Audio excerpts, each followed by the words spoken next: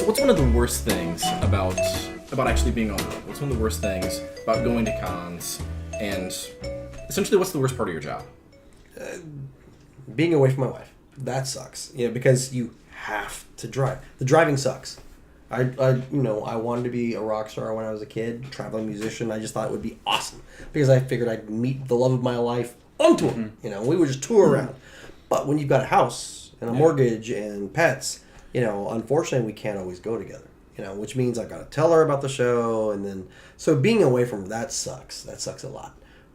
She knows that I'm doing this, and it makes me a better person, and it makes me who she married. Even though I didn't start doing this in the beginning, she knew she married an artist. She knew she married a big old geek. That's what's hard, not being with her, not being able to share these things with her. And also, it does suck when you put all that time and energy in it, and it's just a bomb of a show, To come back to feed her like, oh, I didn't make any money. So what's for dinner? She's like, tomato soup, asshole. And water from the tap, all right? I had steak, but you get granola. But the ramen's the cheapest. Ramen. It's not even top ramen. It's actually, I think we've already discussed it. Free chips is actually the thing. You just got to go to a Mexican food joint and get some water, and then say you're meeting a friend. And just take one of those giant purses. Every time they come by, how'd you eat all those so fast? I'm hungry. Men don't look awkward with giant purses. No big deal. No.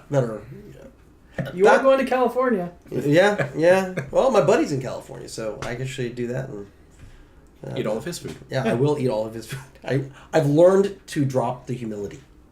I got a friend in Indiana who's just awesome to put me up for the Indiana show. My mom put me up in Texas for the Dallas show. I've got a friend, obviously, in Los Angeles putting up for that show. So that allows me to venture out. So those are safe because, WonderCon didn't invite me. They said, yes, you can pay for your table. Yep.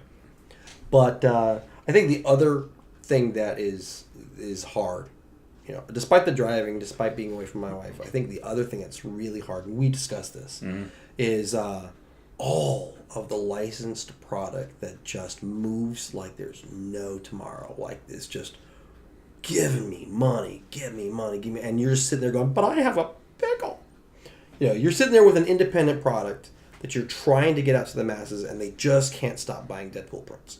They just can't stop buying Batman prints, which I support, by the way. Mm-hmm. Look, buy your Batman, buy your Deadpool. I'd rather have them buy it from Jim Lee, or someone licensed to do it.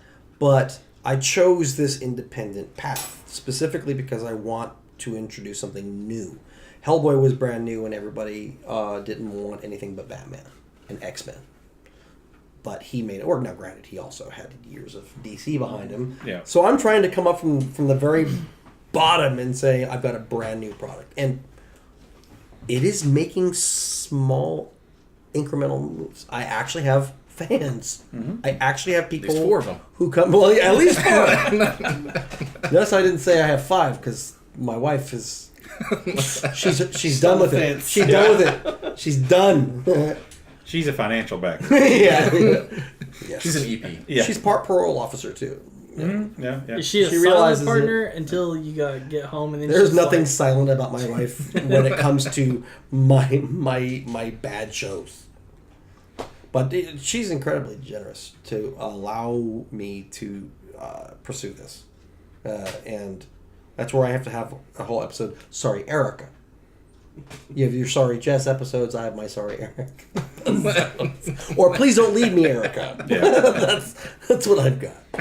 But that I think that's the hardest thing is trying to get a new product out there that you believe in, and know that this is an uphill, in the winter, cold as hell outside, and you're trying to get this new product out there. But this is what you do. I'm more happy to do it. Because I can't draw anything but my own stuff. That I just can't believe in anything else that I haven't created. When I was a musician, I wanted to write music as good as Ozzy or Sinatra or the Beatles or Iron Maiden. I wanted to be those guys. Hey, it's called Iron Sinatra. I would buy that. I really would. Oh, and it's Rat Pack with 2 T's. Yes. Yeah. Sounds like you could go round and round with that. I could. All right, I'm officially. It's in my will that at my funeral we are to play "Talk Dirty to Me." Do people have to talk dirty to you? Well, no. Like when they go up, just no. whisper sweet, dirty nothings Well, no. into your ear? I think that's going to happen anyway. Asshole. Dick. You know, they're going to do that anyway. No, they're just pointing out parts of you. Yeah, exactly. Well, that's awesome. That's pretty great. Rotted foot. 3 teeth. Yeah. Yes. Not in You his got to do it mouth. for the fun of it, though. Right. You got to do all this stuff for the fun of it. I just want you, Even in my death. if you do have that, and there is a whole idea of talk dirty to you, Oh, it is. I want there to be a sensor that has a voice box of you and like hidden underneath you, to where somebody leans over and is like, "I would just do the nastiest thing," and then you whisper back, "I know." Like, you know, You're assuming I get an open casket. even if it's not, you know, it could be like from inside the casket, like, "I know," and then they're Just, like, "Oh, just God." knocking. Yeah. Oh, yeah, that'd be great. Knock twice if you like my knockers. I told my wife. Ever slept with the dead? Do you want to? I said I want her to have the casket sprayed with that chalkboard stuff, so people would drop. Oh, And she's like, you'd have nothing but penises all over Really? your coffin. Yep.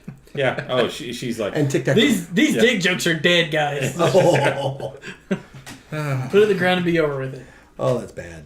No. That's bad. It's hard to let him go. What do you guys find that's difficult about conventions? Going with Nathan.